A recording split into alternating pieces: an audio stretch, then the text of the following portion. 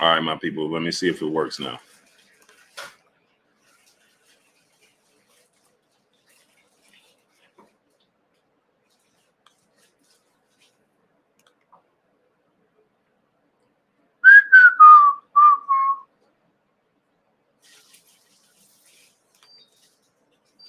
All right, let's see if it works. Let's see if it works now. Akeem the Great, Jeremy 2684, Robert Quinn, Tez Pitts, CKK, William Sad, Robert O'Quinn, Retros for Life 79 Boston, Darius Ewan, T. Scott, Freddie Melendez, Aaron 24, Jimmy Bernard, Yaya Dean, Vitalia Gyra, Ramesh Anand, D. Griggs, Robert O'Quinn, William Sabb. What's going on, my peoples? Let's see if it works. Anwar Willis, Joel Campus Munoz, Mark J. Brutal, Sid UK, Jeremy Claiborne. We got Funny Markel, Rod Neal, Junior Quan, CJ Harper, Georgia Peach, Denise, Peace of Blessings Queen, The Don, Dwayne 2111, Quincy Carter, Isaac Young, Drew Fells. What's going on? Yeah, let's see if it works this time. Sharon Harris, Blitz Bombs, James Brown, Shannon Hooper, King Jr., Robert Singleton.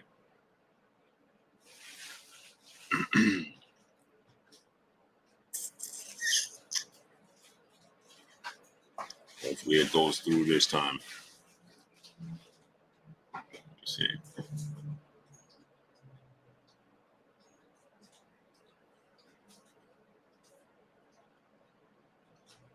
Underground Asylum, Brandon Richardson, DP Rocker, Shanita Jackson, See Me Grow, Jay Lynn, Peace of Blessings Queen, Willie Curry, Brandon Richardson, Mr. Witt, Reggie Milligan, DP Rocker, Focus the Guy, Shanita Jackson, See Me Grow, Brandon McCullen, Tony J, James Brown, Blitz Bombs, Shannon Hooper, Colab 921, Kate Corsi, Drew Fells, Aaron Ordway, Izeki Young, King Ronnie 86, Jafari Caesar, The Don, CJ Harper. What's going on? Pugilist Nino Brown, Teach, Mafia Daily, Trayvon Allen, General Squalls, Salah Udine, Q Dub, QY Dub Network. What's going on? Stephen Lamontes Hawkins, my brother, in the super chat. We black in effect. Again, BFF for voice. We black again. Yes, sir. BFF voice. Yes, sir. Mr. Witt, Tommy Smith. What's going on? Hopefully he could get the link. I don't know what's going on, man. It's just boxing. What's going on? Trillion the Jew, the Paragon of Principle. What's going on? Angel Martinez. What's going on? Hopefully he gets the link because I don't know what's going on with my internet tonight. Ralph Shelton. What's going on? I have no clue. Clickbait Media TV. King Kong. What's going on? I have no clue what's going on. Adrian Vett. What's going on? Is it just working? Then it's not working. Irish Blue Eyes. Stephen Lamontes Hawkins. DP Rocker. What's going on? So anyway, hopefully the king and the champ could get through. CB Sports TV, my brother Carl Burrell, J123659, Stallion Triple X, Dwayne Jones. What's going on? So I don't want to keep them all night. Sheen 3, what's going on? And there you go. What's going on with your bro? You get me now? Yeah, I got you. That was you, right? Yeah, that's on my part. Okay, cool. That was it had happened earlier. It just completely blacked out. I don't know what's going on. But yeah, how you feeling though, King? I'm good, man. Good. I finally got a chance last night. I finally had someone send me a link to the fight. And I really enjoyed it, man. You know, I've been waiting to see it on the screen because that's a different perspective, like when you're in the mix of it. Anyone could see it. You could pretty much tell the game plan was to dress him up and then, you know what I mean, take him out. Deontay, he did everything that we worked on, especially that first 2 rounds. Like, you know what I mean? And after the knockout, you could tell he still was trying things and still was trying to create in his own way, and in our way. And but it just didn't work out for us. And the body started to diminish as the rounds went on. And this equilibrium was off from the knockdown, which is no excuse. That's another thing too. That's what we do. We get hit with good shots, our equilibrium is off, and then you got to fight through it. That's what Deontay did, and he did a great job at doing that. Of course, like I told Deontay this morning, I said, bro, I looked at everything you did good, but then I always play devil's advocate with Deontay. And to me, that's the strength of our fighter and trainer relationship, because I tell him what he do good, and then I play devil's advocate, and then I hop out and say, but just the list of things we have to drill and work on. You did this much good, but this is the list, and that's fun, you know what I mean? Because he's willing to learn. You know, people be surprised, man. This dude is already talking about names. They already have a list of names. He has a hit list already, and he's already talking about getting right back into camp, and you know, he's more on that than I am, because it's been no secret. I want him to take a good vacation and get some rest. And then by the time he come back from vacation and get rest and finish healing, because he's having surgery. What's today? He's having surgery Monday on his hand. And after he rests and heal, you know, we get back to the drawing board, man. Like Deontay Wilder is going to become 2-time heavyweight champion of the world. But I truly believe that. What I was wrong about was it just wasn't going to happen last Saturday night. But what did happen Saturday night is a lot of glory was gained, a lot of glory, and he's getting a lot of credit and a lot of praise for something I already knew that was in him, but he was able to do it on the world stage. And this is why he was going so hard about Mark Breland stopping the fight, because Deontay Wilder is one of those kind of guys. He's a man's man. He means what he say. He wants you to know he means what he say. He's willing to go out on his shield. And when he was put in a position to prove it like he wanted to, he had no problem when the chips went the other way. And yeah, it was good, man. A very good experience for him, for myself. I tell him, Blue, all the time. I'm forever indebted to him for giving me this position, for trusting me, for being receptive. I had no problems out of this dude in training camp, man. You know, he was a sponge.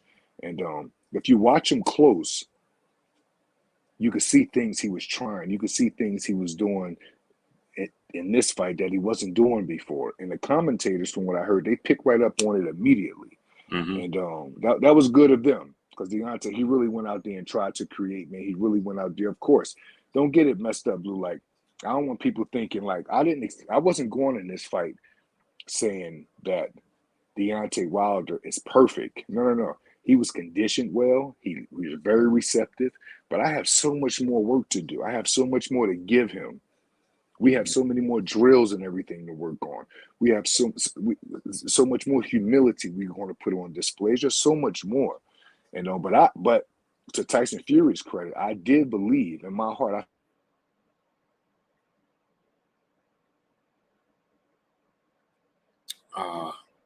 Him Magical about because interfering with me. I thought the internet. Saturday night was going to be our night. But as far as a lot of glory in Dome. I told Deontay just now a few minutes ago, because I was talking about the fight. I was like, bro, I know every fight in boxing from every heavyweight, especially trilogies. I've never seen nothing like that. And I was telling him, I said, I had to make sure it wasn't just me in the moment. That's why when I watched it yesterday. So then I just told him just now, I said, matter of fact, let me call you back, because I want to go study Ron Lyles and George Foreman. I want to go look at some more trilogies before I just put Deontay up here and say them other guys never did that. But the closest thing to it, the fight, it wasn't a trilogy, is Ron Lyles and George Foreman, in my opinion. But the difference with that is, see, people keep forgetting Deontay was outweighed by 40, 50 pounds or something like that. With someone that can fight outweighing you like that. Fury is special with this shit, man. So, you know what I mean? Deontay weathered a lot of storms. There's so much more he could have done in that fight, like I told him. And I really just can't wait. You know, I'm starting to believe, Blue, like my place is not just like as a trainer. I really, really enjoy dissecting the game and dissecting opponents and trying things and create.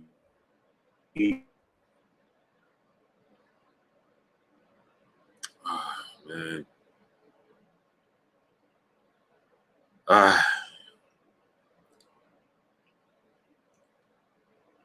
Lynette Bowman, Peace of Blessed Queen in the super chat, dropping a half a dub on us in the super chat. What up, Blue and Malik? Quincy Carter, brother in the super chat. Malik, how's Deontay's condition in camp? Was a factor in the loss?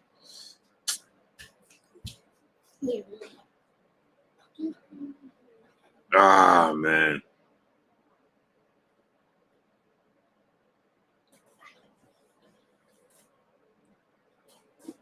It's my internet again.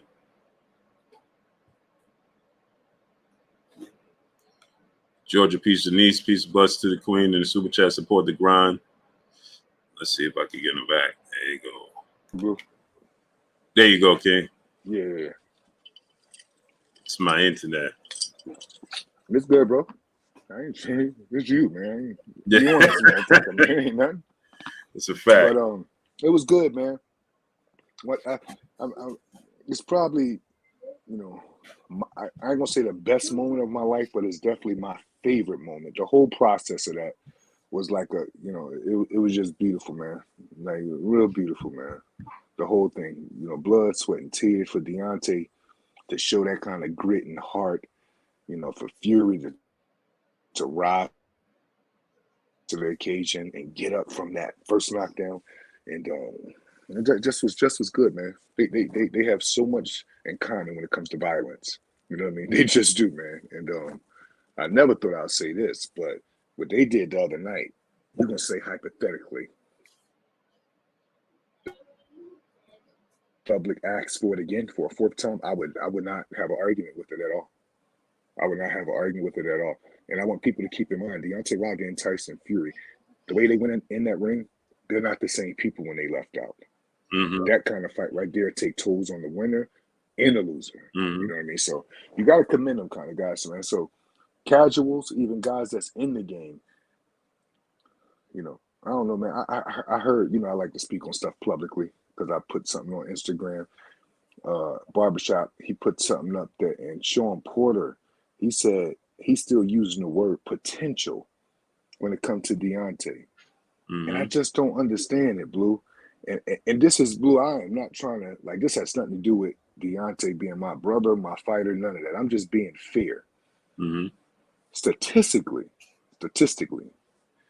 like, why are we still using the word potential when it comes to this man accolades? Like, how? Right.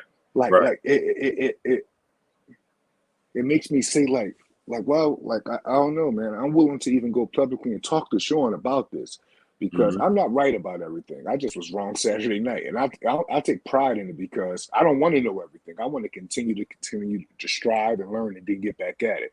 But that right there, it was shocking too coming from Sean because Sean is an intelligent guy.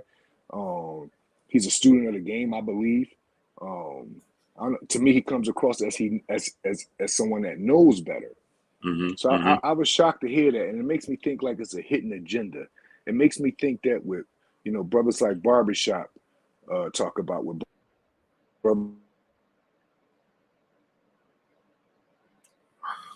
sports talk. It makes me think like they are right about some of these guys, man. It makes me. I mean, I just didn't understand it, and it came across like something hidden. It came across like an in pocket statement. I don't know. I'm not saying it is, but it just didn't make sense.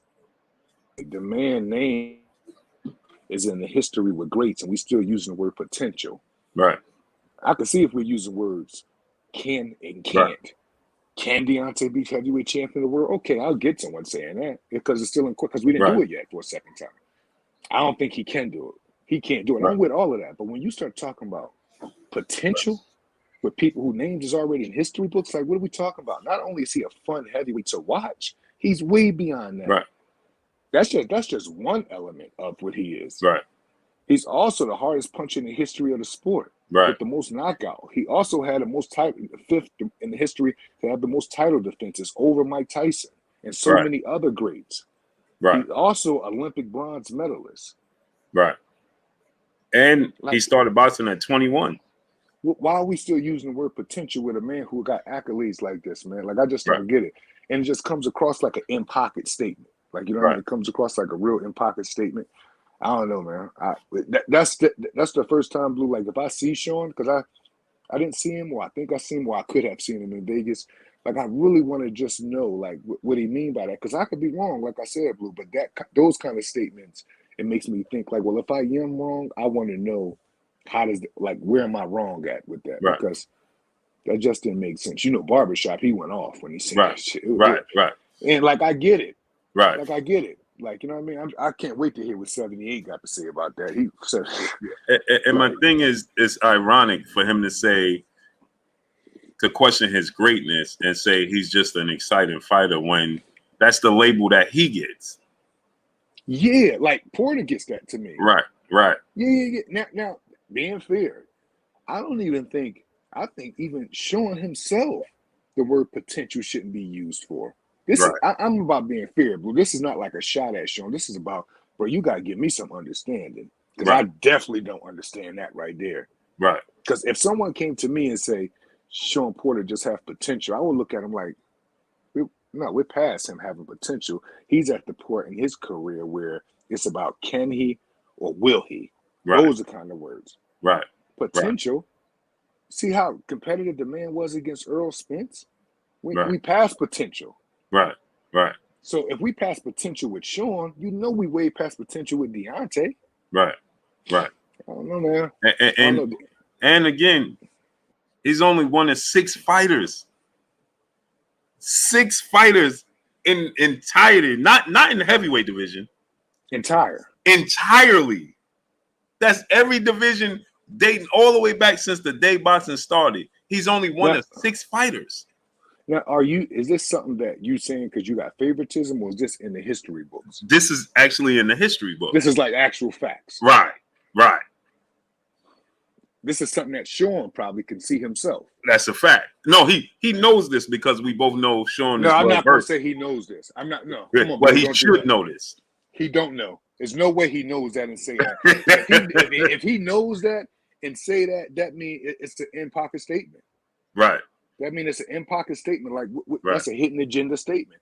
I really didn't understand that, man. And he said it so casually too. That's how I know he have his own meaning behind it. And that's the part I want to hear. Right. Like, you know what I mean? Because like after a fight like that, I wouldn't use the word potential with no one. Right. Not like it's too fresh.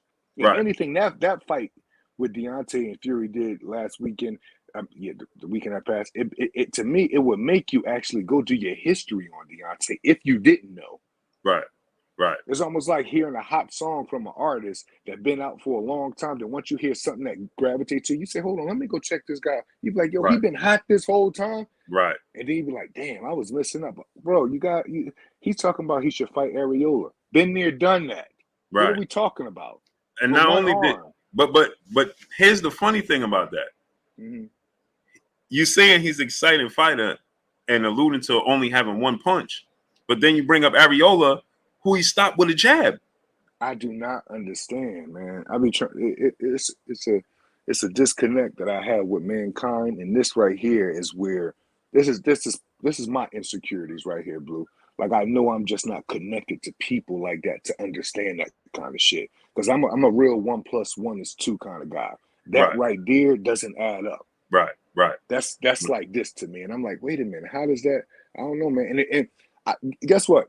I would get it if Sean wasn't as, in my opinion, as intellectual to me as he is, or not aware as he is. But for him to say that, it's coming from somewhere. I don't know, man. But I didn't agree with it at all.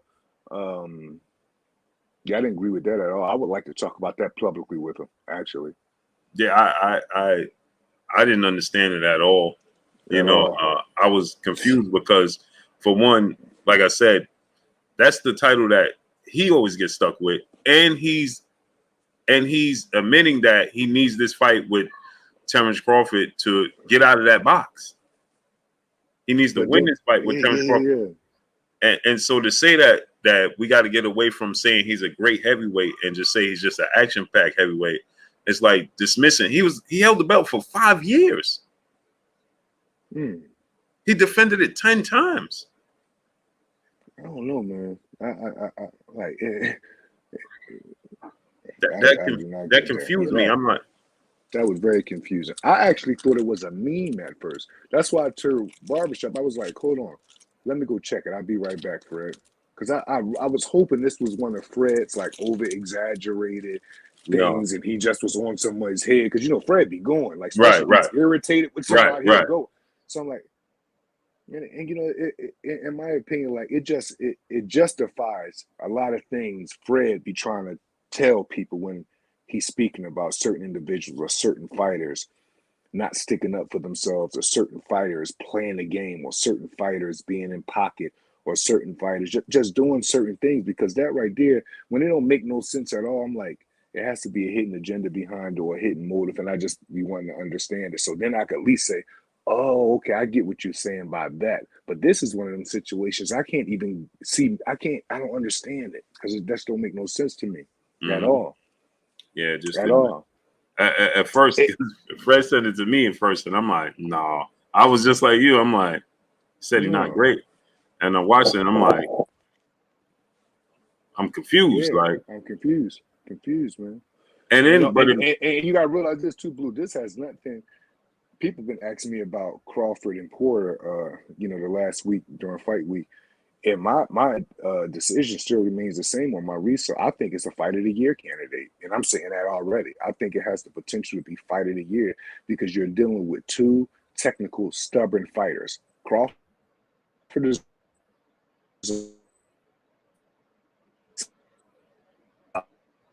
more technical. I look at Sean Porter more tight. Like, you know what I mean? He's more than just like the wrestler coming with the head type. It's a system behind that he uses. He's very good with his feet and angles. He's very physical inside. Being physical inside and knowing how to clinch and get shots off at the same time, it's an art to that. So I think it has a candidate to be fight of the year.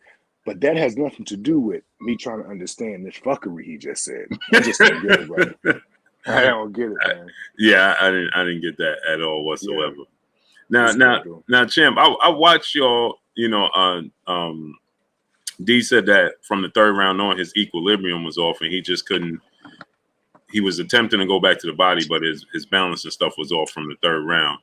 And he even stated which is from a punch. That's not him making an excuse. Right. They ask some questions. Then when he say the truth, they'll say he's using. That's not making an excuse. He didn't say someone cheated. He didn't say he caught me off guard. He said no. In boxing, people get hit in the ear. You get hit in the equilibrium. This is heavyweight, top quality box at the highest level. That's not an excuse. He got hit in the ear, which is all fair play to Fury. Because Fury is fighting. He ain't got time. He trying to get him out of there like we was trying to do him. But like these narratives that come across about Deontay just so unfair. People say, oh, that's another excuse. Well, hold on. He didn't say no one did nothing wrong. He just said after I got hit with a good shot, my equilibrium was off, which is factual. Right. Yeah, because look at the first knockdown was very like it wasn't like how the other ones was. It was very like, damn, he must have got hit with something because now he looked wobbly. Right. It was he got hit with a good shot and he knocked his equilibrium, which is good. But that's not an excuse. Stop trying to attack Deontay. Like cut that shit out. The man just gave y'all heart, guts, glory, passion. At least give him a break for the first month. Right. Let's at least this month. Like back off with that shit. Right. Like we're about to be back in camp in a few months. Y'all can come back attacking us then. But now, just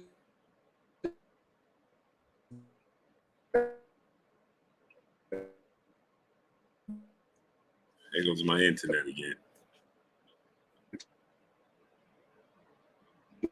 Man, stop doing that, man. There you go. Look. Are we good? Look. Yeah, you can hear me?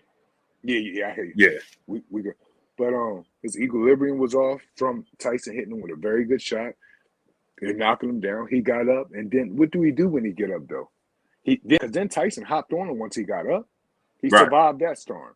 Came back to the corner. I given him some instruction. He take the instructions. Not one time talking in the corner. Not one time acting like he don't know what I'm getting. Yes, sir. I got you, bro. All right, then get back out there. No excuses made. He goes back out there the next round and did a beautiful sequence knockdown. That knockdown was so beautiful. So beautiful. And it come from what? It come from a decoy. It come from decorate. You can't just go out there. How many times Deontay missed a reckless 1-2 at Fury? Tons of times. You have to decorate your work. You have to dress Fury up before you throw your main punch at him. He's very crafty. So what do? Give him a feint. You get him an intentful jab to the body. Then give him a measure. Then that's how you got to do it. Right. And that's how the knockout came about. Right. The second the first knockdown. The second knockdown came about is when Deontay is inside and Fury want to wrestle. Deontay at times doesn't work the free hand. He worked the free hand right there because it's just there. You might as well use it. You in the right. He worked the free hand, caught Fury on the head. Fury goes down again. Right. You know what I mean? So it's all about Deontay just doing these things, like I said before, on a much more consistent basis. That's all it is. I think what I learned from that is more drilling. More like I just can't wait. Bro. I can't wait to get him back in camp. You know, I want him to rest. I want him to finish up surgery and everything. But God, looking at that fight on TV, it made me even more proud of him because I seen him trying everything. And this is at the highest level. I'm seeing him try it against one of the best heavyweights of any era, a bigger man. He really was trying it, man. We came up short, but a lot of glory was gained at home. I'm very proud of Deontay. Very proud of him. People was on his head about well, he should have shook his hand after this. This is something else too I disagree with. But let me say this. This doesn't go just for Deontay. I don't think, because don't forget that Deontay had real beef with Fury. Right. TV beef. Right. He really felt stern about everything. Now, after a war like that, he's concussed. Period. My brother's concussed at that time. That's a war. Big man, you hitting you in your head, hitting you on top, hitting you in equilibrium off, and then you want to.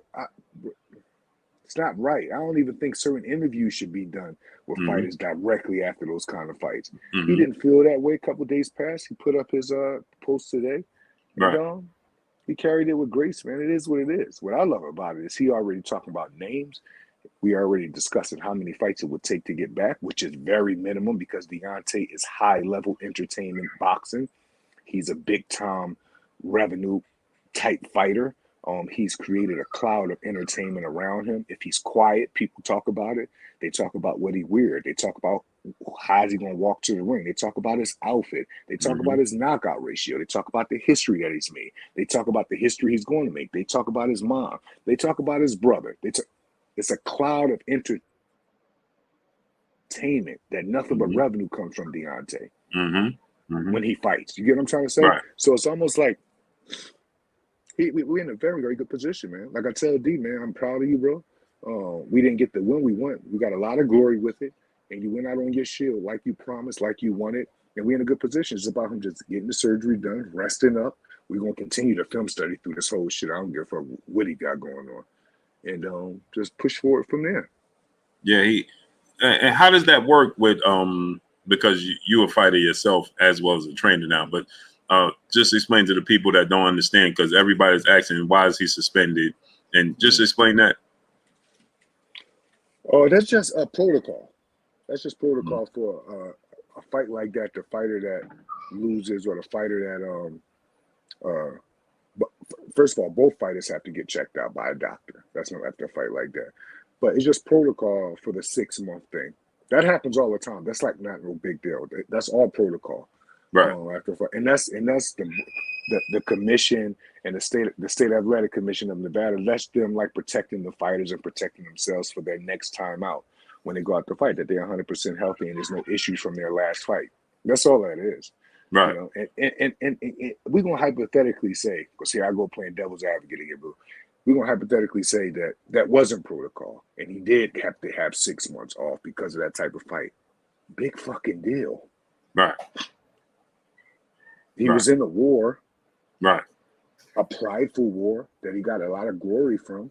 Whether they said he supposed to have 6 months off or not, he has a brother in the training that's going to make sure he get that anyway. Yeah. So say if they didn't say it, Deontay wouldn't get in the ring under 6 months thing anyway, because I'm not going for that kind of stuff, because I seen, I'm right there close. I seen what he was taking. I seen what he was giving, and I know the amount of rest that he needs. Mm-hmm. So, like, you know, it's just protocol. But even if protocol wasn't there, I'm his protocol. I'm going to make sure that he get the proper rest and we get proper training and we continue the film study. We continue to do everything that we're supposed to do to get the title back again. And I strongly believe he'll be 2-time heavyweight champion of the world. You take Tyson Fury out that ring the other day, no one else stands up to that. Deontay Mm-hmm. Wilder. Mm-hmm. No one else. That's funny, right? Because Frank Warren and Eddie Hearn just uttered the same sentiments, right? Yeah. I was surprised because when you look at that right hand that he landed, like you said, he hit it and he landed that right hand. That's the right hand that knocked Luis Ortiz out in the second fight. Yeah, you can see that the waves going through Fury's body. Yeah, and you saw the sweat come out of his head. Yeah. I'm surprised. Are you surprised he got up from that, man? Is that just determination? That's pure. That's spirit. That's determination. That's mental strength. That because some people, because it's no secret that the count, was a little, probably a second or two after. But now let me finish, guys. Let me finish, because they coming, because I said. But that still does. I'm gonna say Fury got up at 16 or 17 or 20. That right hand he took, he wasn't even supposed to get up at 20. Right. I've seen that right hand do some serious stuff to people with 20 ounces on, with 10 ounces on, whatever. So he gets the credit for even getting up anyway. But technicality-wise, was the count a little long and the rest of shit? Deontay, like I told him, I said, bro, you was like so discoherent in the middle of the war and your equilibrium was off that you wasn't coherent enough and really paying attention to the corners. He just went. The ref has a job to do. Mm-hmm. It's in the rules of book. If you're not in the neutral corner, when you knock your opponent down, I'm going to cut the count, put you in a neutral corner, then continue. Mm-hmm. We know that going in. At least I do for sure. And I'm sure Deontay do. That's why D is not really saying, his attention is not really on that. His attention is just want to get back, because we know what we was walking into, man. And like I said, congratulations to Fury. Big congratulations to Sugar Hill. Very big congratulations to Sugar Hill. I'm always happy to see trainers get they just due, especially when it's done the right way. And I think Fury leaving Ben Davis, because you ever see sometimes, I would consider, this is with all due respect, man, I would consider Deontay, people going to take this so crazy, but it's how I really feel. I would consider I'm an upgrade, in my opinion, compared to Deontay's last trainer. As far as training, as far as teaching, as far as drilling, as far as boxing not being over when Deontay leave the gym, as far as trying my best to get the best out Deontay, as far as being in Deontay's head, as far as taking it past boxing with my fighter, I think I'm an upgrade in comparison. Does that take anything away from the great Mark Breland? No. But that definitely doesn't make me think I'm going to minimize myself for Mark Breland or anyone else. Mm-hmm. Fury, in my opinion, he left a very, very intelligent boxing brain with Ben Davis. So him going to Sugar Hill was a good choice. It's not like he went under Ben Davis, because it's hard to really top that Ben Davis level as far as his IQ boxing. And if you watch the guy teach, he does very good things when he's teaching his fighters and everything. So if he was going to leave Ben Davis, to me, Sugar Hill was the next best for him to go to. And he did that, man. And they got a good thing going, and it's working out for him. It's working out for him, man. But one thing Fury said that I respect when it comes to being transparent, he said, I got 1 or 2 more fights left in me. The trilogy, because you got to realize, the first fight, he gets knocked down twice, him and Deontay, in a great fight. Second time, we're going to say, people say he ran through Deontay the second time, which it was a hard, awful night for Deontay, bad day at the office.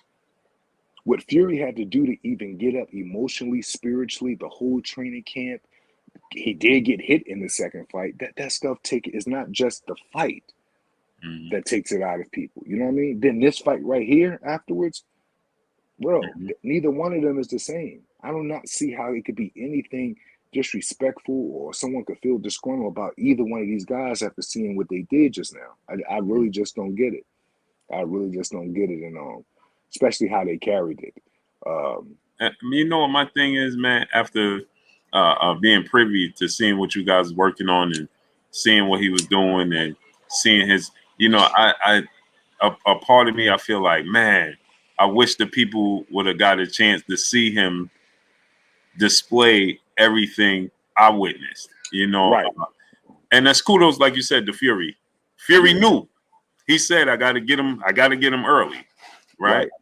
And if the people would have been able to see and be privy to what I saw, man, what they saw in the first 2 rounds, just in the first 3 rounds, him going to the body, and they didn't see nothing, man. They didn't get a chance to see everything you guys had built, and that's kudos to Fury. He understood. Right. I got to get him early, and he did. Right. And like D said, he was trying to go back to the body, but if you ever had your equilibrium off, or I suffered from vertigo, so I know, I had vertigo before too. Yeah. I played football, and it's no joke, man. You look up at if you don't look straight, you look up at the ceiling, everything's spinning. If you're looking down, the floor's spinning. Absolutely. So for him to fight, what at that level too, at that level, come on, with a guy with Fury for what's that, 8 more rounds, and drop Fury twice, man. I just and hurt him after he dropped him a couple times. Right. He buckled him a couple times after that. Like I said, man, Deontay Wilder is very different, man. He's not all talk; he's all action. And we in the industry that's considered entertainment. Deontay Wilder is entertaining, but he's also very authentic, very authentic. He can be very stubborn. He can be very evil at times. That all is complement or his high knockout ratio. Right. Because those traits also help him be one of the most dynamic fighters. Right. As far as having the knockout ratio that he had, it also complements that. Right. So it's like, if I had a choice, I like his stubbornness. I like his evilness. You know what I mean? Because the only way I wouldn't like that stuff if it was in the way of preparation. Right. No, my thing was bring that shit to the gym. You don't feel like training, you tired, you sore, you want a loaded body from Joey this morning, come to the gym with that attitude. And I had my best days out of him when he was on the loaded body and was sore. There's absolutely no excuses. Deontay Wilder was in great shape. He looked good. He felt good. He gave it a go. We didn't get it. We gained a lot of glory, but we didn't get the victory. So now he's going to rest up, and in the future, he'll be 2-time heavyweight champion of the world. Now, what you think about, you brought up the George Foreman round loud. George Foreman said this fight, topped that fight because it's the same action, but this was the title fight, and that was not. So Foreman was not. Right. So George Foreman said this was a better fight. So what's your thoughts on that? In my opinion, George Foreman and Ron just was going berserk. They was really going berserk, man. I think my thing was this: they was both very big guys, and the weight wasn't that far off from each other. If I'm not mistaken, with Deontay, it was like a 40-pound difference. Because you got, in my opinion, George and Laos, there really wasn't. I'm hearing people saying there was no skill in the fight. I don't agree with that neither, but I'm someone that look for skill. I look for small details. I see Fury doing very, very nice physical work in the inside. Yeah, he was clinching a lot, but in this fight, he was doing a lot more inside fighting than clinching. He just was. There's times he would control Deontay C4, C5, C6, back of his neck with the back of the disc in his neck and hitting with uppercuts. Yeah, is that legal? It may be not, but we're in a fucking war. Right. We're in the war. Mm-hmm. There's times he would bump Deontay, then come right at it. There's times he would close the space quick. That's why in the fight on it, you guys would hear me screaming so much. Be alert off the break. Be alert off the break, because that's when Fury steps in very in close space, because he liked to catch his opponents lackadaisical. Because from 1 through 5, this is why my reason for picking the knockout under 5 rounds, and I almost was right, is because after 3 rounds, Fury started taking his opposition for granted. It's just, he's a creature of habit with it.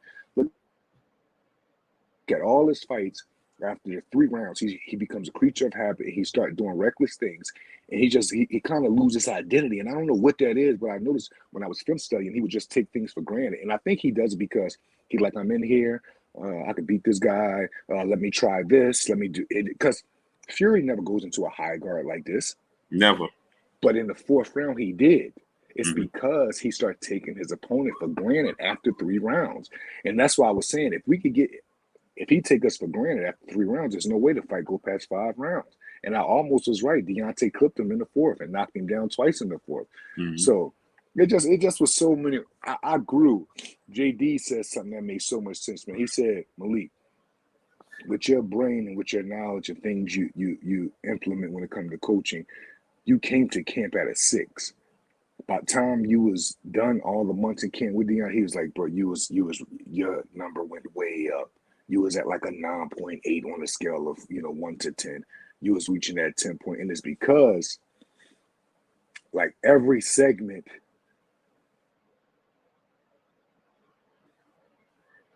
I just was stepping it up with Deontay. Like, man, we did some good stuff.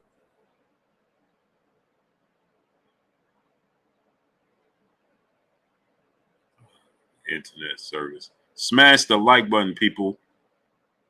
We got 2,000 people here. We should have 2,000 likes. It's the internet freezing.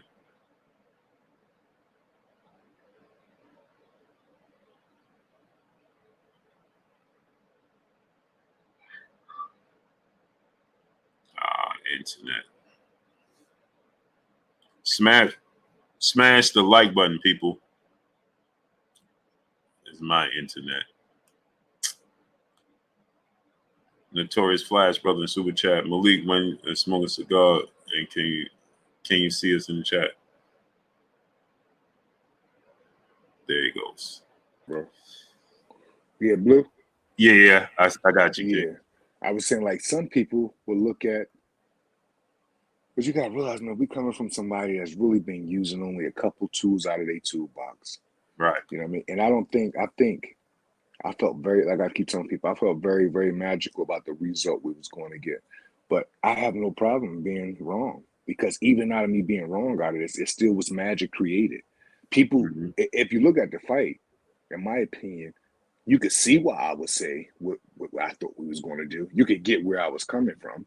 You could see, like, oh, okay, I see what Malik, why he would say that.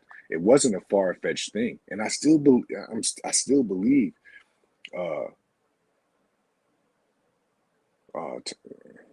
Mike used to do some beautiful stuff in the ring. He did a number on Alex Stewart. Yeah, Blue. But like, yeah, Mike used to, when he was in. That's another thing too. When Tyson was in his zone of being like creative with his head movement, that's when he was at his best. And he would do that with good fighters, because yeah, but then he'll make silent agreements like, yeah, but it was like just a good time, man. It was a good time in camp. It was a good build up. It was good, man. It was good, man. I really enjoyed it. I can't wait. I already start. My notebook is filled with new drills. My mind is already on possible opponents right now.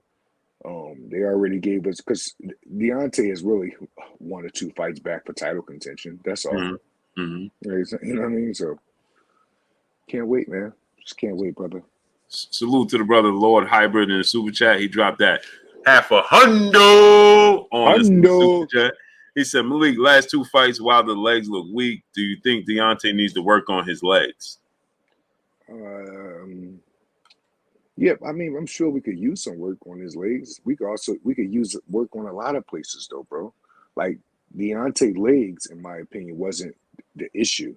Like, being defensively responsible could be, or was an issue to me. Being lackadaisical at times was an issue to me. Not having good positioning was an issue to me. So I'm sure, yeah, his legs.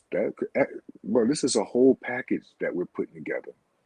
This is a whole package. So, like, whatever it is, it takes time. Like, you know what I mean? So, I mean, he has very strong legs. He have to have something, because he's in there, and like Tyson, because his ego, he gets knocked down the 3rd round, then the 4th round come back and clip Fury, and then from 5 to 11, I mean, just like he get knocked down and getting up, where he's like, so it's almost like, I don't know, people would I know people, right? listen to this, Blue. I know people that have bigger legs than Deontay and stronger legs than Deontay get hit on the chin and be down. Mm-hmm. Mm-hmm. It's just funny how the body is wired, man. It just Right. like, you know what I mean? I don't think that's the case. I watched Deontay do incredible squat work with Joey Scott. He does incredible leg exercise with Joey Scott. Um, uh, Cardio drills with just like he just got to continue to do them over and over. Just like he have to continue to drill with me over and over. So some people say, well, he's 35 years old. Well, guess what? He got to continue to do what's best for him, boxing wise, strength and conditioning wise, and everything. Life is all about continue to strive. Mm-hmm. Like it's just about continuing to strive all the time. So yeah, I mean that's just one thing that he could get better at, but that's not the only thing. Yeah. David Yasharai Yisrael, brother in the super chat, dropping that half a dub on us in the super chat. He said, in training, can we get Deontay to do more cardio? He does cardio. Yeah, he does cardio, but can we do more cardio? Absolutely. Is Joey Scott really going to drilling with more cardio? Absolutely. Does Deontay want to do more cardio? Absolutely. Now, let me ask you about that, being a boxer, right? Because go ahead, baby. I was always in love with the sport of boxing, but I chose football, right? And football, you know, legs and neck is everything, right? Right. In boxing, though, do you really want to focus on, like, what kind of workouts would you do for your legs to not, not to hinder you? I'm sure, like, you know, the squat rack. I'm sure, like, leg curls. I'm sure, cardio squat drills. Joey Scott have so many things that he work on with D when it comes to strength and conditioning, when it comes to leg exercise and stuff like that. But what you can't do, I notice, with legs is overdo it because then you won't have no legs when for the sport of boxing anyway. Right. Like doing too much leg work can really drain you. It could have you very flat. So it's all about putting a good program together, like Joey Scott has been doing. He's going to continue to do. And I don't know, Deontay legs, in my opinion, have got stronger. They have got bigger since early in his career. Because I mean they had to. Because I mean he's in there with Tyson Fury going 12 rounds, 8 rounds, 11 rounds. Like that, like Fury's a big man. Anybody that size to me can punch. Right. Why Ortiz had him out on his feet. If his Right. legs is completely weak and he don't have nothing in his legs, how is he standing up to this stuff without hitting the ground? Right. Like how? Right, because like in football, we call it camp legs, right? Mm-hmm. You do too much leg work and you'll end up with camp legs, meaning you Right. have these like noodle legs that just, they're strong, but they just, you can't push off. You can't explode like you want to. Your lateral movement is hindered, you know, so we call it camp legs. So, you know, I always wonder, you know, with boxing, because your legs is everything in boxing. Obviously your hands are, but you know, you need that foundation. And he can't knock out 41 fighters, including knocking Fury down 4 times in 3 fights, if you don't have a strong foundation. I think that we may overstate him getting hit and his equilibrium being off, and attesting that to him not having no legs, because he started off good. His legs was there. Right. Yeah, definitely. But it's almost like like, you know, I'm good at seeing the growth in people. I'm very good at seeing the growth in people. And I'm good at seeing the strength being gained from them doing something repetitiously. And Deontay legs have gotten stronger. Deontay legs has always, to me, been stronger. Can they get stronger? Of course. But everyone legs could get stronger, especially these fighters in here. That's what going to camp is about, making yourself more and more complete.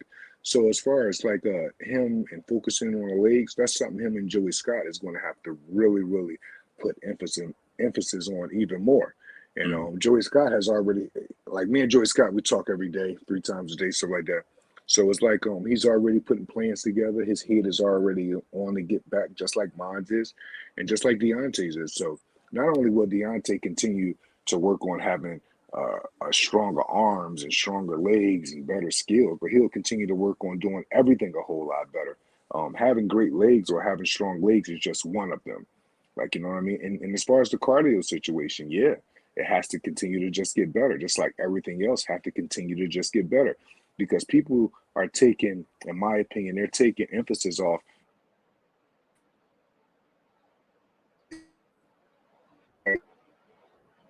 There goes my internet again.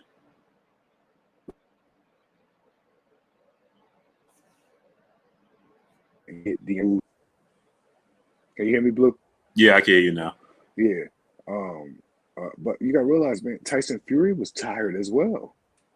Mm-hmm.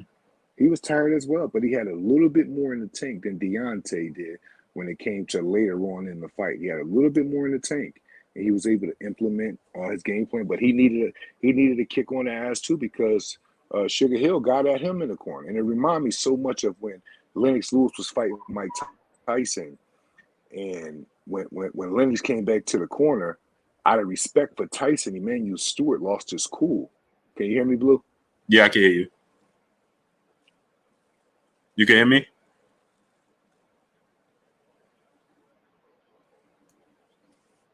You can hear me, champ? My internet, man.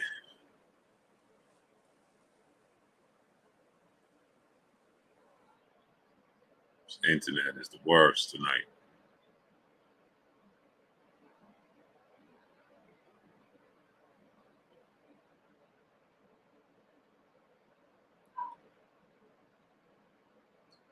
J Real 504 Music Brother in Super Chat dropping that dub on us in the Super Chat. Do you think Wilder carry more power coming in at 209, the first fight versus the second and third fight? I'll ask him that. I'm gonna try to get to the Super Chats. I just don't want to interrupt him while he's talking. So I'm trying to get to the Super Chats, but I don't want to interrupt him while he's talking. Hebrew Riches, my brother in the Super Chat, Mr. Scott, dropping that half a dub on us in the Super Chat. He said, you did a great job, Hebrew. See you soon. Salute to great brother. I want to get to all you guys Super Chats, man. I just don't want to interrupt him while he's talking, and my internet is doing the stinky leg. Bless 365, peace bless to the queen in the Super Chat. We need more combinations, Malik. I'll talk to him about that. Yeah. Yeah, you there, champ? Yep. Yeah, man. It's Bless good, 365. The queen said we need more combinations from him, Malik. Mm-hmm. Absolutely. I agree with that too. I must say. We need more numbers ran. Deontay is a powerful puncher. I don't want to get caught up into him throwing extra high volume combinations, but I totally get where she's coming from. We definitely use a little bit more, just pick the volume up a little bit more in combination. These are things we are going to work on together, collectively. Myself, Don House, Cuz Hill, JD's, and with the help of genuine fans, the help of genuine supporters. Like, I listen to genuine supporters all the time, Lou, all the time. Mm-hmm. Even if I don't answer you guys, I read what you say. If it click, I'll be like, I'm gonna take that. Majority of it just don't be clicking though. Mm-hmm. Like, you know what I mean? You got people that are saying stuff like Deontay need to throw the left uppercut, right hook, then throw an off jab, then slip 4 or 5 times, then get around. I'm like, I love you, brother or sister, but you wait. Like, you know what I mean? It's like, come on, man. I'll be reading some of this stuff, and it's coming from a good place, Blue. But some people really, like, they treat it as if like this is a movie. Like, well, when he slipped this way, he could throw that and then that. Right. You know what I mean? And then they'll say that, then afterwards say something like this. They'll give those kind of pointers, and afterwards say, "But you got it, Malik. I already know you got it taken care of." You're look.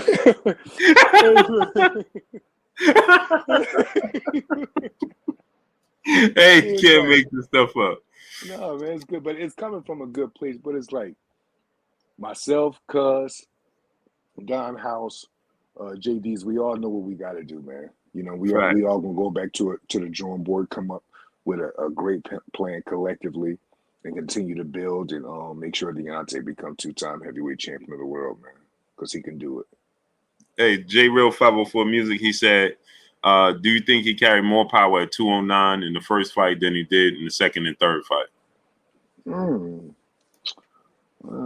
I could get why someone would think that, because even in the last round when he was winning less than 209, he knocked Fury basically out, and Fury came back.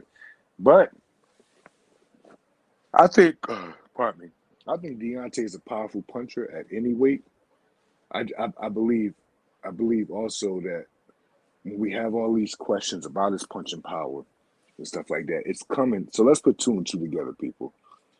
Because, well, should he weigh this because the power is more? Should he weigh that because the power is more? We skipping over the whole fact of, no, Fury is actually a fucking problem. Fury is the problem. Fury is the issue. We need to handle Fury, not Deontay's weight. It's Fury. We gotta continue to. Well, I ain't gonna say continue because we just fought him 3 times. It's just with Fury style, with Fury spirit, everything have to be done with intent. Everything have to be dressed up before you do it. Everything have to be done from a place of, I'm thinking here, going here. I'm thinking there, going there, like he did with the first knockdown. But I could get why somebody would think that, because at 209 he had Fury out, but at 238 he had Fury down but not out. So people's gonna but I get it, man. We just got a lot of work to do. And guess what, guys? Even if Deontay would have went in there and clipped Fury in 2 rounds, I still would be sitting here saying we got a lot of work to do, because we really do. Win, lose, or draw, we going back to the drawing board anyway. My logic as far as getting back to the gym and continue to work on things with him, that wasn't about the win or the loss right there. That was going to happen anyway, because it's more loopholes. We got to continue to work and continue to build and continue to get better. And that's what training camp is about, becoming more and more of a complete fighter. And that's something that Deontay is open to. That's something that he's receptive to. That's something that he knows himself. And I'm happy he brought me on, man, because I'm going to continue to give him my all, continue to stand by his side, continue to be honest with him, continue to be, even if we have to combat at times or disagree, I don't mind it at all. That's my brother. I want the best for him. I'm always going, argue for him, with him, against him, and everything, because it comes from a place of true love, support, and I want the best for him, man. And I truly, truly mean that, Blue. Yeah, I truly, truly mean that, man, because this guy, he has so much ability, so much talent, so dynamic. It's just all about continue to bring the best out of him. That's what it's really about with him, man. Deontay, when he knocked Fury down the first time, I remember screaming. I was trying to get his attention to look over. I'm like, bro, make it surgical.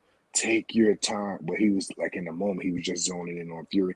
And he didn't rush right away how he usually did. He did try to hold his cool and try to pick his shots a little bit. You just got to watch it close. You got to watch it close. And I see everything he was trying. I really did. I told him earlier today, I said, bro, because the night after the fight, or the night of the fight, when I was giving him a rundown of everything I thought we was at the doctors, I was telling him, I said, you wasn't working the free hand enough. You wasn't doing this enough. You wasn't doing that. But that was me saying that because I was coming from a trainer perspective, from in the corner, being there live. But when I looked at the fight, I see him doing beautiful things. I see him working the free hand. He still can work it more. He still could be physical more. He could still make less silent agreements in the inside. You know what I mean? And these are things we just have to continue to work on and continue to build on, man. That's all. And it's about time. Another thing that, I see, Mike Tyson, he said that it wasn't so technical, but it was action-packed. It's one of the best fights. But the thing that I think that a lot of people miss is that you're talking about a guy that's 6'9" and a guy that's 6'7". They're not going to look like welterweight. They're not going to look like Mike Tyson, because Mike Tyson is 5'11", right? His body type is different, right? I didn't see a lot of windmills in that fight, Blue. Right, and it's like even a Malik Scott, right? You're 6'4", right? These guys are still 4 inches, 5 inches taller than you. Yeah, bro, they're giants, man. Right, and so we expecting them to look like Floyd Mayweather, or look like Malik Scott, or look like Mike Tyson. It's not going to look. That's not going to look like that. Right. And I got one too. If it is going to look like that, show me one fighter their size and height where it looks like that. Right. That body type is not made to look extremely. I ain't trying to make no excuses for that body type, but that body type to me, it's almost like how I give the example sometimes.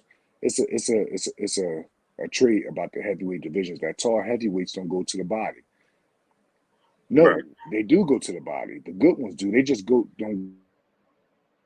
go to the body with the same style or intent that Joe Frazier or Mike Tyson would go to the body. Right. They have to dress it up a lot more. Tommy Hearns went to the body, and he was very long and taller than most of his opponents, but he would use decoys before going to the Right. body. He can't go to the body like Joe Frazier did. Right.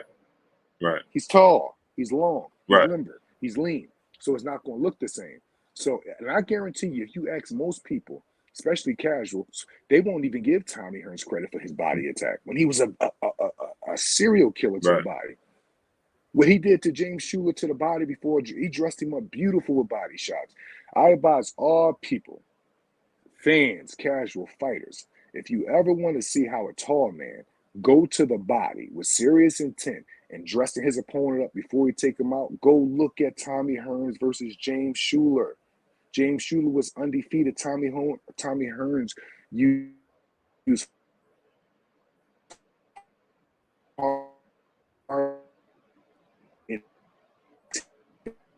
There goes my internet again. measures like this and then went to the body. You know, there you go, bro. Can you hear me? Yeah, I can hear you. Okay, yeah. So it's like go look at that fight. If you go look at Vitaly Klitschko fighting Chris Arreola, Vitaly Klitschko fighting Corey Sanders. Like Vitaly Klitschko is one of the best body punchers in the world, but since he was long and tall and people didn't understand the mechanism of how he would get to the body, they don't even give him credit for going to the body. You know what I mean? That's why I commend Deontay, because you could tell right off the rip he wanted to take control of the center of the ring this past Saturday with the body. And he went down there. He went down there with serious intent, man. And I'm proud. He was really trying in there, man. Right. And that's all to me a head coach or head trainer can ask of his guy. Right. Especially when you're trying to not convert them, but you're trying to make them use all the tools in their toolbox. Right. You're trying to let them, like, you know what I mean? So it's a project that we're working on, and it's a very dangerous project because, once Deontay really start to use all of these tools, he's just going to be very, very dangerous for anybody. Because right now we could say he considerably for the best in the world as far as in the heavyweight division. Look how dangerous he was against that. Mm-hmm. You know what I mean? So, it's good, man. Boxing won, and all that credit of boxing winning goes to the big heart and teaching of Sugar Hill and Tyson Fury. That goes to myself and Deontay Wilder. That goes to, like, you know what I mean? Right. Right. The fighters and the trainers, the teams. Don House came on board. Cuz Hill been around for years since the beginning with JD's, my big brother. He like, an extreme when it comes to being a strategist, an extreme when it comes to coordinating, extreme when it comes to being a boxing mind. Like when we all just, we put a plan together. Deontay went out there and tried it. It didn't work. He got knocked down early with a good shot. And he went to another place with it. And but what he did get to show is his passion, his spirit. He got to show what he really was made of. He got to show that when a rabbit got the gun, it's still fun. Mm-hmm. Because, he was willing to go out on his shield, and he did that. And not one time did I panic. And some people say, well, that's because you don't care. That's because, no. Me and Deontay, we have a different kind of relationship. I know when he's saying something because he truly mean it, and when he's saying something just because he's angry or being stubborn. That towel never being thrown in while he's fighting, that's something that he truly mean. Mm-hmm. That's one of the things on his list of living that he truly mean. By me knowing that, and me knowing that he has the one-hitter quitter, not one time did I consider stopping that fight this past. Not one time. Not one time did I panic and, I'm getting ready to. Not one time. Mm-hmm. I knew how he wanted to go out if he had to go out, and he did that. And to me, right now, he's getting a lot of praise for his heart. He's getting a lot of praise for his spirit. And I'm happy people finally got to see what he's really made of, because I already knew it, but I'm glad other people got to see it. Yeah, he put on a beautiful performance. Hey, champ, you got time to do 5 phone calls? You want to do Yeah, 5 phone shit, calls? yeah. Hey, blue. We're Yeah, gonna open the phone lines, people, so y'all can call in, ask the champ 5 questions, man. And y'all got to do the speed limit, man, because we ain't gonna be here. Y'all gonna be on here on the phone for 20 minutes, man. Got to do the speed limit. Do the speed limit when you call in. Oh, let me get this up. So, let me get this up and running. Got that. You hear me, Blue? Yeah, I can hear you. You can hear me? I can't hear you. You can hear me now? Can you hear me now? You can hear me now? I can't hear you, Blue.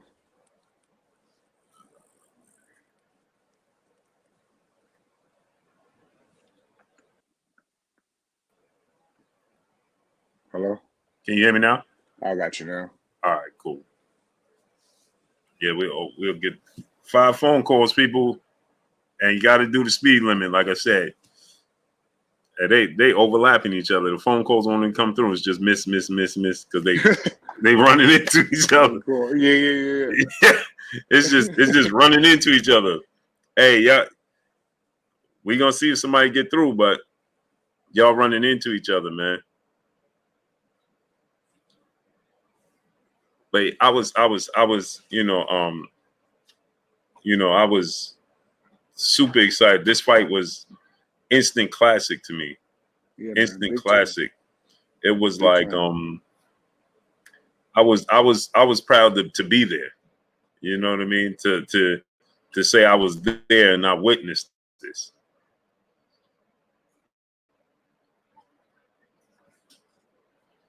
You there, champ? I think he froze too. This internet is. Blue. You can hear me, champ? Blue. Yeah. Let me see. They running into each other. We trying to open the phone lines, but y'all running into each other, people. Y'all running into each other. But if you had a choice of a next opponent, who would that be? I know the world wants to see Andy Ruiz or Anthony Joshua. Even today, Eddie Hearn said that either Joshua Wild. He said Joshua White or Usyk, if they fought Deontay today, if they don't get him early, they all get knocked out. That's what Eddie Hearn had to say. So just in your take, what would be your ideal next opponent?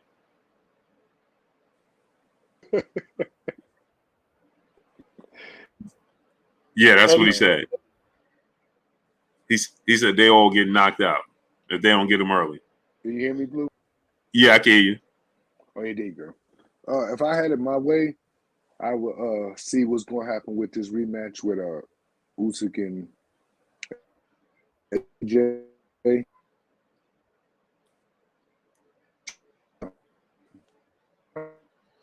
Man, I think opening the phone lines. One that's in title contention. Right. Can you hear me, Blue? Yeah, I can hear you. I think opening the phone lines made the connection even worse. Oh, that's good, bro. You can hear me though, right? Yeah, we got 999 missed calls.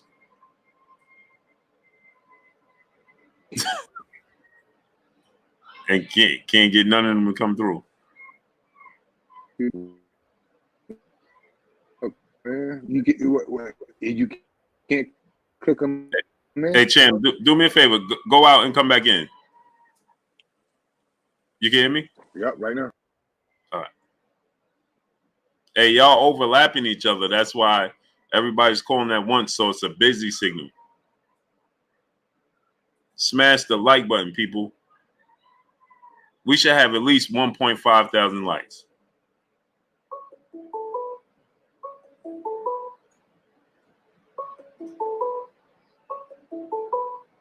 It says a phone call, but I ain't getting it.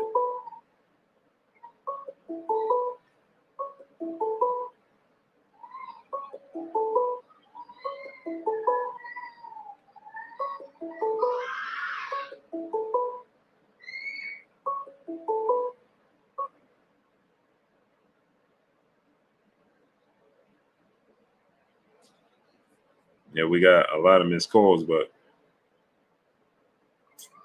not going through, people.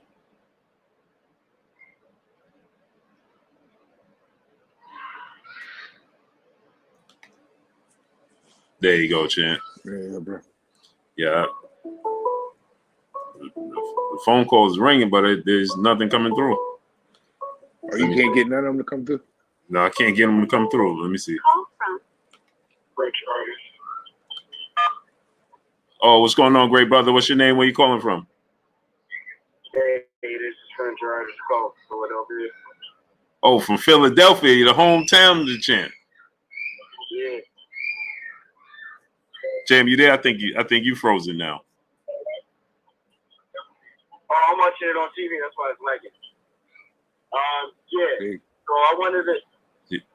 Can you still hear me? Yeah, I can hear you. You there, Champ? Yep. Okay. Go ahead, brother. Hey, so I'm gonna keep it short and brief. So I wanted to say great fight. I got to see all three of like the whole trilogy, and I just wanted to know a question for Malik Scott here. Do you think that if Wilder kind of got up under the arms of or the reach of Fury, kind of cut the body down, do you think it would have changed the fight a little bit? Absolutely, I do, brother. I absolutely do, and I think that's what he was doing. The first round, he was chopping the body down good, especially with the good jab to the belly button into the liver. He threw the straight right hand down to the body a lot. He threw a liver shot a couple times. He was really trying to, chop Fury down because that was the plan, to really dress him up, then take him out. Deontay fell off of the plan, especially after he got knocked down, and then from there on, everything else, as far as the body, it just became like he got very distracted because he wasn't coherent anymore. So and he really forgot about the body. And then you could hear someone sent me a video of, you could hear me telling him in the corner, get back to the body. Get back to the body. He tried it a couple times, but it just wasn't like. Yeah, and I did notice that He might with it. he started It was out going down there with serious body, that short intent. jab. But I was just saying, like, damn. And I believe that his Wilder's one shot is that right hand. But I think that what happens with him is that his hands kind of get low because he's more of a brawler. From what I've seen, like over his career, he's like a brawler. So if he put his hands up a little more instead of like, he was so anxious to get that shot off, it makes him, get hit with a lot more shots with those that equilibrium off, of course, and it looks like he's fatigued, like he's really right trying to get that shot off. He's a warrior. That's why he fired the last trainer because, throwing in the towel. It's kind of like Apollo Creed. So Rocky, don't throw that towel in no matter what. That's how I envision like Wilder. Yeah, I know, right? Look, yeah, definitely. Don't throw that towel in. Yeah, definitely, bro. He's very adamant about that. He's been adamant about that for years. I knew that for years about it. We didn't even have to have a serious discussion about it because that's a strong point of our relationship. What's understood don't need to be explained. And we trust each other in that sense. So I already knew that. And not one time during that fight was I considering that. Because even the round before he got knocked out by Fury in the 11th, the 10th round, he just finished hurting Fury at the end of the round. But definitely, brother, we definitely could have went to the body more. Huh? I was screaming in the bar because it was just a toe-to-toe battle. It was nothing like the second fight. The second fight was just a bad, like you said earlier, like a bad night. Well, but real quick, Wilder didn't wear the heavy robot suit, but none of that came out. He was ready to, he said, if I'm gonna go out, I'm gonna go out. So much respect to Wilder and great work with perfecting his style. Because we've seen the changes. Because even I was like, oh, man, he might do it. He might do it this fight. But, all right, great, brother. Thanks. Thank you. You got it. Yeah, I can hear I you. don't think they can. They can't hear me. You can hear me, Ken? They can. Yeah, I can hear you, but I don't think he could hear me. He I- could hear me. Yeah, he was hearing you. I don't know. My Oh, internet okay. decided to think. Let's see if we can get somebody. Yeah. Man, y'all just blocking each other off.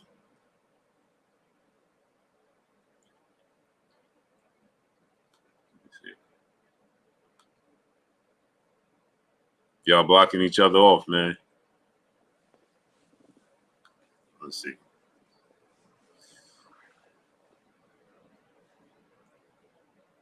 Well, we got a super chat from Larry Gonzalez. He said, "You letting Wilder go out on the shield has surely cemented a deeper bond between you and him from a Warriors perspective. Good stuff, coach."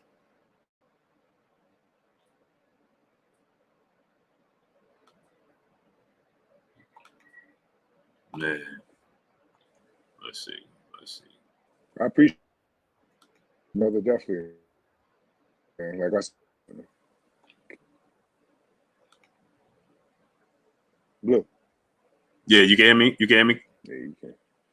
Yeah, can you hear me? Yeah, I can hear you. Okay. And everybody calling at the same time. Yeah, ain't nothing They gonna just get through pushing like each that. other off. Yeah, ain't nothing gonna get through like that. But you can't explain that because they just calling in. Yeah. Call from.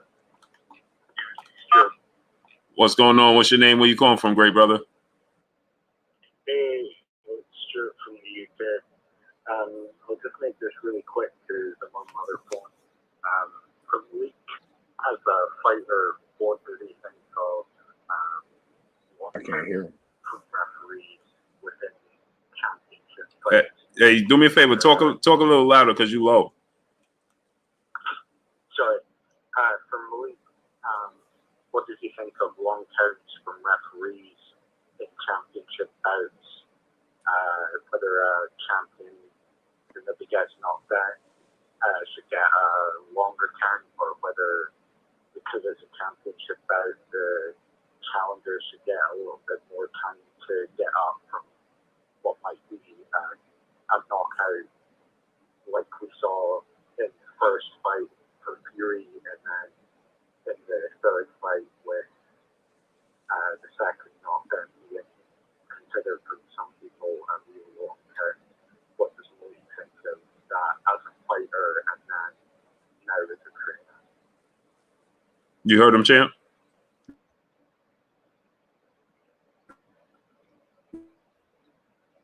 Oh, You there, champ?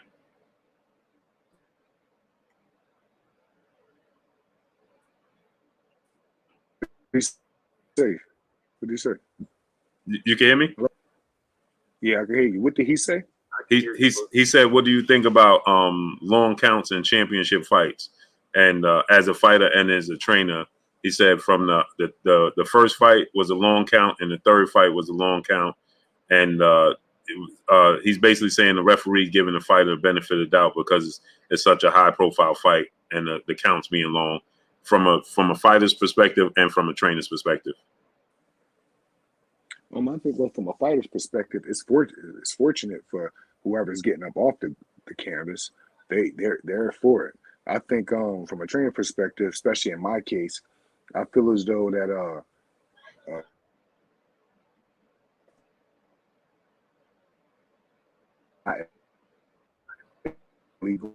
going. Oh man, my internet is. That happened because Deontay wasn't coherent. He just got. Thanks for Malik and yourself. You got it, brother. You got it.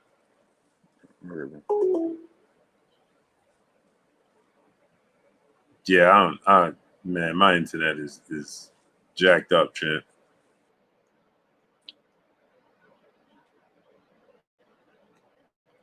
You can hear me, King?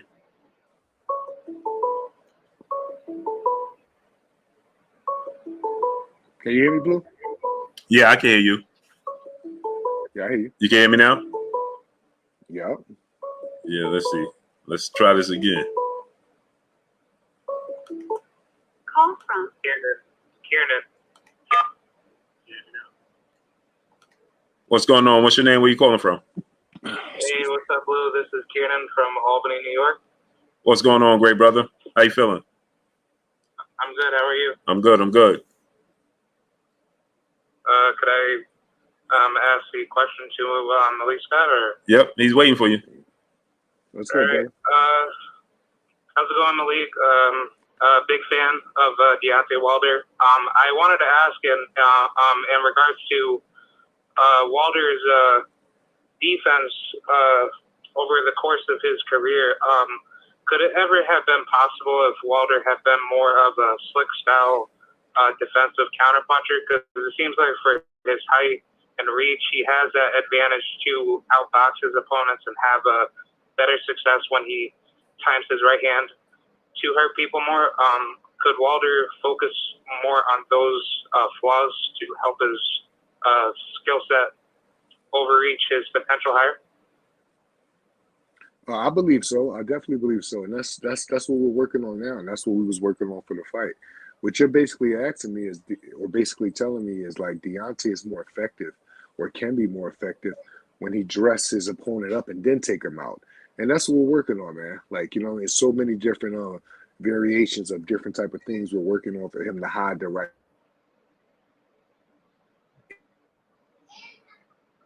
Got it. Because the reason why I wanted to ask that is because I truly believe Deontay has those skills. Like, I keep using the phrase "dress him up and take him out," and I got that from me too. Hello. Yeah, I can hear you. Hear me, Boo? Yeah, I can hear you. Yeah. I agree with him. I believe Deontay does too. It's just all about him implementing it, and it's all about constantly doing these things and these drills on a consistent basis so they become second nature, man. But I definitely agree with what you're saying, and that's the goal for me. That's the goal for me, to continue to keep him dynamic and powerful, but to put a systematic system of a good foundation and base behind that power, so it's coming from like a place of not expectation. So we're working on it, man. Thank you.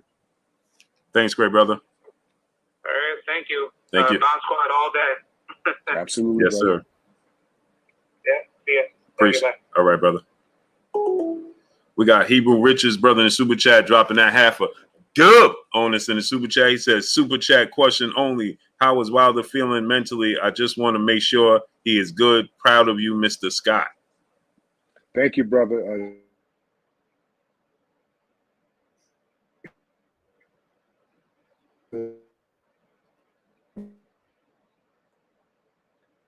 Man, my internet is 3 times a day, just like I was before the fight. Just like, can you hear me, Blue? Yeah, I can hear you. Blue. Yeah, you can hear me, champ? Good spirits, man. He's really trying to embrace the glory thing and not be so upset about not getting the victory, because we lost, but it was a lot of wins in this loss, and it was more lessons out of it than anything. I've learned a lot from it. Deontay has too. He's feeling good.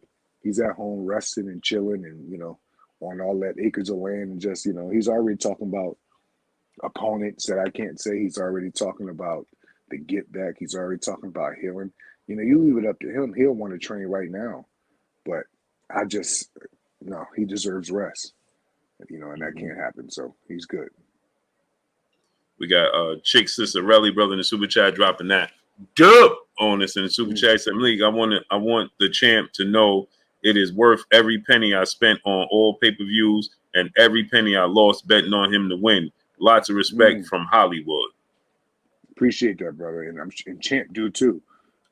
He's one thing I say about Deontay, man. He's extremely grateful of all his supporters, especially the ones that stuck with him through that whole arbitration thing. All our brothers, all the brothers from the Lions. It's just a lot, man. Especially the true fans out there that all continue to believe in him, man. And he already can't wait to get back to training. He already can't wait to get back to fighting. He's already talking about a high level of violence right now and the things he want to do. And me as his trainer, I'm talking to him about things that he did good, and so many things that we need to work on. And that's what it is. We're building, man. He's a young 35, Deontay Wilder's not an old 35, and that's good. He hasn't taken a lot of punishment, even though him and Fury had 3 very, very, very good fights. And he'll be back, man. I have no doubt about it. I have no doubt about it the same way I felt very confident. None of my confidence has left Deontay accomplishing becoming 2-time heavyweight champion of the world. I still feel just as confident, man. You gotta realize, man, I'm training a guy with a heart like I just seen last Saturday. And so now all we got to do is continue to build on that. It's a win-win. Either way, we win. Either way. So I'm proud of him. We got MDH 251, brother in the super chat, dropping a dub on us in the super chat. He said, respect Blue and Malik. Quick question. Does Wilder stay at 238 or come down? I'm an Alabama native. Done. Drop the dub on us. Can you hear me? Yeah, I can hear you, champ. Okay.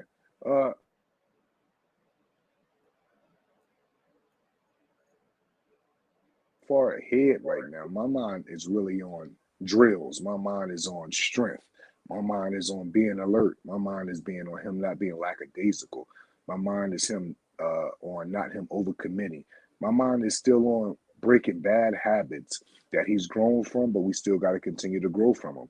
And I'm gonna make sure we do grow from him, man. Like, I'm gonna continue to build with him, continue to teach him, continue to give him my knowledge. And the weight thing, I'm just not even thinking about it right now. It's so much shit before that. It's so, especially in my mind, like it's so much. Say if this is my list, and the weight thing is all the way down here. That's just me, you know what I mean? Because I believe he's effective at any weight as long as he's being open-minded, creating, having patience, not overcommitting, having a surgical mindset, like, you know what I mean, and sticking to a game plan regardless of any situation or circumstances that happen. It's so much on my mind besides the weight right now. Like, you know what I mean? I'm not really on the weight thing. He looked great, and he felt great, and I'm not taking credit away from our nutritionist Jacqueline. She did a great job. Dr. Alameen, he did a great job. And I believe that's their job to worry about the weight. Mine's, I'm strictly teaching. I'm strictly motivating. I'm strictly spiritual. I'm strictly uplifting. I'm strictly worried about his fundamentals. I'm everything when it comes to Deontay. Head trainer is just the title. That's my brother. I'm his motivator. I'm his spiritual uplifter. I'm his energy. I'm his spokesperson at time. You know what I mean? There's a lot of jobs I have. When he gave me head trainer job, I didn't just say, yeah, I'm the head trainer. See you in the gym, champ. Then when the gym is over, I don't even see you no more. No. Deontay is getting 150% for me because I'm compassionate about him and I'm compassionate about the job. So my whole thing is, it's so much stuff with me as far as I'm concerned that becomes that is about more than the weight. I think Deontay could be surgical and fundamentally sound and stick to a game plan regardless of what he weighs. And I'm gonna make sure you guys all get to see the finished product of him because it is not finished at all. Even if we would have got a first round knockout, I swear to God on my kids, I'm telling you guys dead honest, I would have looked in that camera and said, I can't wait to get back in the gym because we still got more work to do, period. Because we do, and we would have. The loss or the win didn't determine on how much more I have to give him. The win would have been great, but even the win being great, it's so much still I have to give him. I got so much knowledge and so much more teaching and so much more wisdom I have to give him. I'm so happy to be in a position that I can give somebody this shit, and it's my brother I get to give.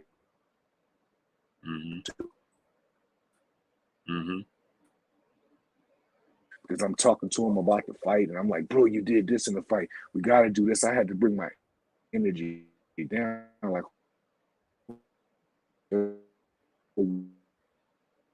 ready to get back. I'm just that.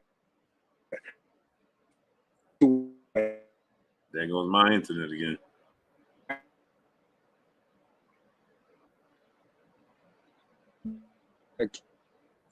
Wait. There goes my internet again, King. Yeah, I can. Oh no, we good. We got Heidi in the super chat dropping that half a dub on us in the super chat. Blue, great brother. Hey Malik, great job. Deontay not only my favorite, but he's also a class act and always sends a message of positivity and inspiration. Like they say, you can never keep a good man down. I totally agree, especially a good man that believes in himself, especially a good man that's unapologetic about who he is, especially a good man that's unapologetically black, especially a good man that don't do things for his own doing. He do things for the doings of his people as well. Right. Especially a good man that's on a mission to become 2-time heavyweight champion of the world. Especially a good man that made sure his brother was his head trainer because of how he believed in me, because he see greatness in me the same way I see in him, because he'll go to war with me the same way I go to war with him. It's so much to this, man. I really can't wait for people to watch us continue to build, for people to watch us get this final product out of him, of what he's going to become. And, you know, I just can't wait. I'm very excited. I love the position that we're in. Like I said, we didn't get the victory, but we got a lot of glory. And I give all praise and all thanks to that, to Deontay for rising to the occasion. And he got a perfect dance partner in Tyson Fury, because Tyson Fury believed in himself. And I truly believe that Tyson Fury didn't just win on Saturday, but he went in that fight confident, believing he was going to win. It was Deontay's job to bring his confidence down. And at times he did that. But Tyson Fury had an answer. And at times Deontay answered him right back. So it just was a very good night, and boxing wins again. We got the brother Nap King Cole Jr.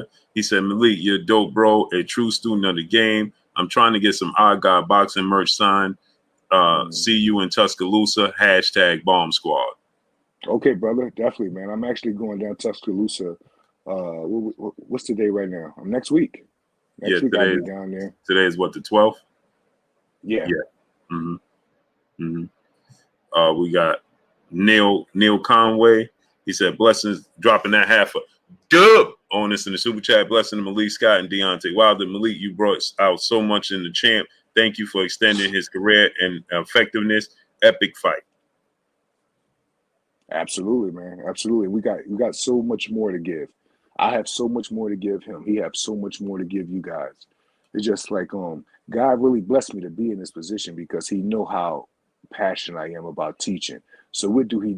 He give me the most dynamic, hardest puncher heavyweight in the history of the sport, which is my brother as well, which can use a lot of this knowledge that I have to give. I'm just very happy and fortunate and grateful about the position that I got, man, because Deontay, he could have looked over me and continued to just had consideration for me, but went and got a high-class trainer that probably would have just added a name to the resume, but nothing real skillful or nothing real sufficient that would have helped Deontay, because people forget that just because a lot of these trainers just got names.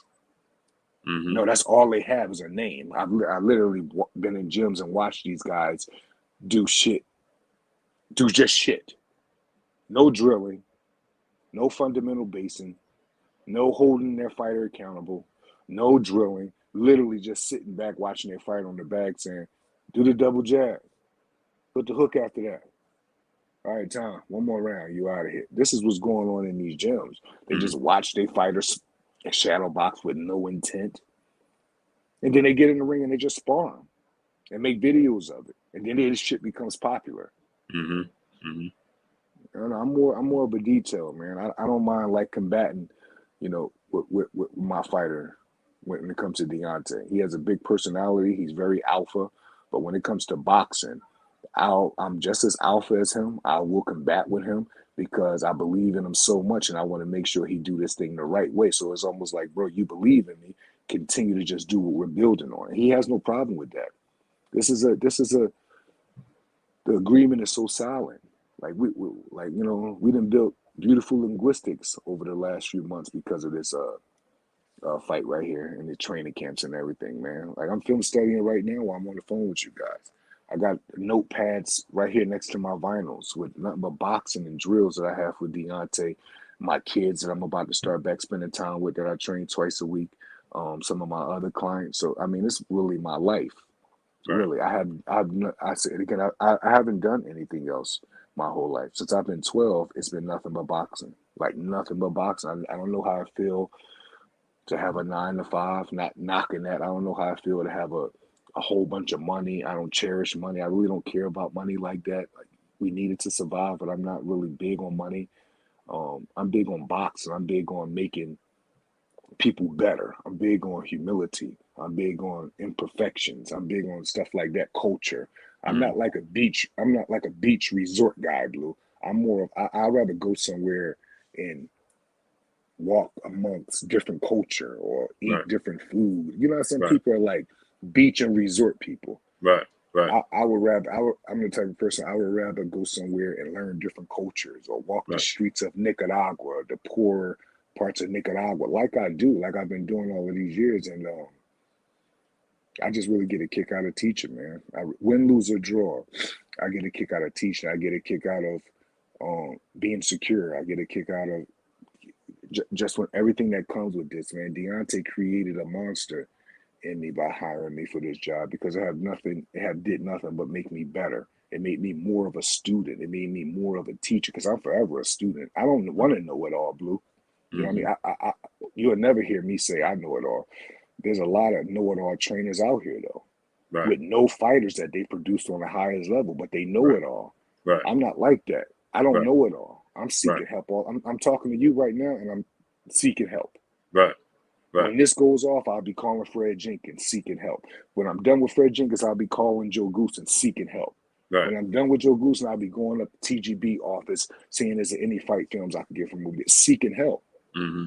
You know what I mean? I don't want to know it. I'm not a know-it-all trainer. I was fortunate enough to be a part of probably one of the best trilogies in the history of the sport. And I was Deontay Wilder's head trainer. He gave me that position by believing in me, seeing greatness in me. And it made me step up. Because Cuz Hill said something the other day when he called me. He said, Malik, I want to tell you, good job, brother. He said, you brought energy and everything that you're very passionate about as far as being a teacher. You made everyone in the camp step up. And that right there, those kind of compliments is everything to me. You know what I mean? So it's good, man. Just good, man. Like, you know, I can't wait to get back to camp, Blue, with Deontay, man, and just build. Last two questions, champ. We got Drew Fells in the super chat dropping a dub on us in the super chat. Do you recommend any books to help increase boxing IQ? Oh, definitely. I would say it's very, very weird, brother. But okay, I'm big on Napoleon Hill. Now, most people say, but Napoleon Hill doesn't talk about sports right here. Yeah, he doesn't, but he talk about principles. He talk about humility. He talk about saving. He the way he put things in order. Life imitates art, and you can implement a lot of things from his book, which is about life, and you can take them into the ring if you're a fighter. You know what I mean? I get it, but I get inspired by watching, we'll say, the Animal Show, the way how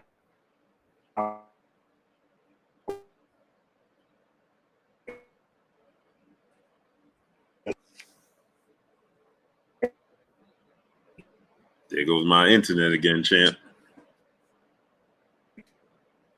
it's Amazing. to get them pay. Hello? Can you hear me, Blue? Yeah, I can hear you. Internet went right out again. Oh no, it's good. But I would recommend people to really check out Robert's Green book called Mastery, and it's about, it depends. I don't know. Mastery is really, it's about everything but sports, but you can apply it to your sport, especially this, because boxing is war and it's about being strategic. So Mastery talks about how to go about not just dealing with people, but how to go about necessary business opportunities, how not to jump on every opportunity and why the reasons not to. So somebody would say, well, what does that have to do with boxing? So I'll take that with Robert Greene when he's talking about not jumping on every opportunity. I'll take that and put it in boxing. Well, when you got a guy hurt, everybody is not hurt. Don't just hop on an opportunity because of what you think. You get what I'm trying to say? So I'll add, like, you know, most of your time, if I'm not film studying, Blue, my lessons that I take from life helps me teach, it helps me in the ring. And I've always been like that. So it's almost like I'm like that with music as well. I could listen to a soft R&B song and relate it to violence about boxing. That's just who I am. Like this man singing about his girl. I remember, what's Stevie Wonder's song? All my life, I've been building this castle of love. I take that lyric and put it to boxing all my life. I've been building this castle. Mm-hmm, You get what I'm trying to say? Hey, Like, that's one of my favorite. I was just listening to that in my slingshot today. I swear to you, I was just listening to that in my slingshot today. So it's like that's why I love art, and that's why I love music, because art and music is about what you take it for yourself. Stevie had no clue that song right there inspired a boxer. That has nothing to do. That has to do with love of me building and love of me.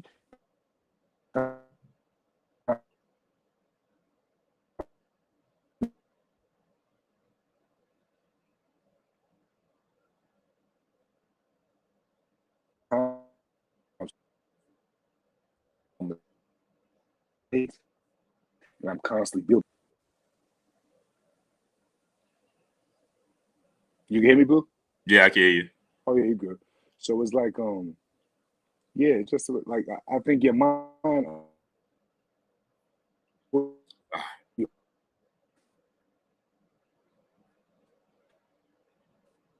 like really by Robert Grant. As anybody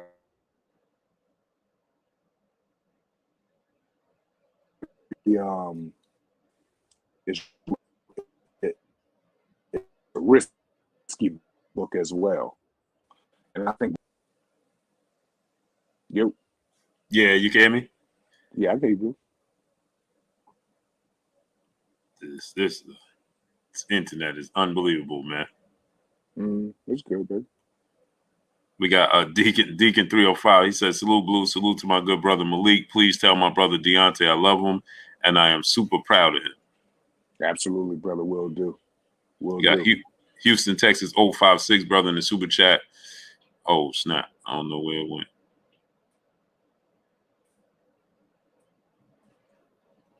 Don't know where it went. But he said,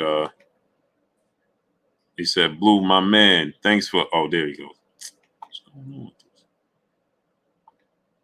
He said, Blue, my man, thanks for the hard work and grind, fact dropping, and the love for the sport.